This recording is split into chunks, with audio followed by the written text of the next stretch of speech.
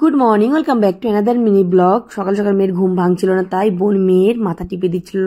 এদিকে মা মেয়েকে ব্রাশ করিয়ে ড্রেস পরিয়ে রেডি করে দিয়েছে। এদিকে আমিও রেডি হয়ে চা বিস্কুট খাচ্ছি। সকাল সকাল বাসি মুখে ঘর থেকে যেতে হয় না, তাই তো সবারই মন খুব খারাপ। আসবো আসবো না, এটা খুবই ভালো লাগে। এই যে এসে যে চলে যাচ্ছে, এটা খুবই কষ্টের। সত্যি মানে কি বলবো, খুবই খারাপ লাগছে।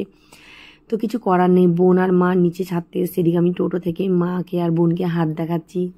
চলে আসলাম নিউ জলপাইগুড়ি স্টেশনে। তো রাইট টাইমে ট্রেন ছেড়েছে, এই নিয়ে আমার দুবার বন্দে ভারত ট্রেনে উঠলাম। প্রথমে তো জল আর একটা গ্লাস দিল, তারপরে সকালে ব্রেকফাস্ট দিল হচ্ছে 2টো স্লাইস আর 2টো হচ্ছে চপ। এদিকে লোটো চকোপাই আমি খাই না, এটা মেয়ের জন্য রেখেছি। একটা ম্যাঙ্গো জুস দিয়েছে, চায়ের জিনিস দিয়েছে, এদিকে জেলি দিয়েছে, বাটার দিয়েছে, আর একটাতে ফ্রেঞ্চ ফ্রাই, কিছু মটরশুঁটি গাজর সিদ্ধ দিয়েছে। খাওয়াগুলো ভালোই ছিল।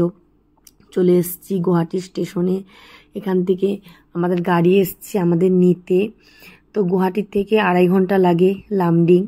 তো রাস্তায় দিবাকর আনারস, জুমের চাল কুমড়, মিষ্টি কুমড়, এগুলো সব কিছু নিয়েছে। সব থেকে বড় কথা হচ্ছে ওর জন্য আচার নিয়েছে। দিবাকর আচার খেতে খুবই ভালোবেসে। তারপরে সোনাপুরের সামনে একটা ধাবা আছে, ওখানেই আমরা গাড়ি দাঁড় করিয়ে দুপুরের খাওয়াটা খেলাম। খুবই টেস্টি ছিল খাওয়াটা, সত্যি খুব ফ্রেশ ছিল। তারপরে ওখান থেকে গাড়ি রওনা দিল 3টার দিকে। যেই হোজায় আসবো সেই বৃষ্টি, কাকে বলে মশালধারে বৃষ্টি। তাই চলো আজকে মিনি ব্লগ তোমাদের কেমন লেগেছে অবশ্যই জানাবে।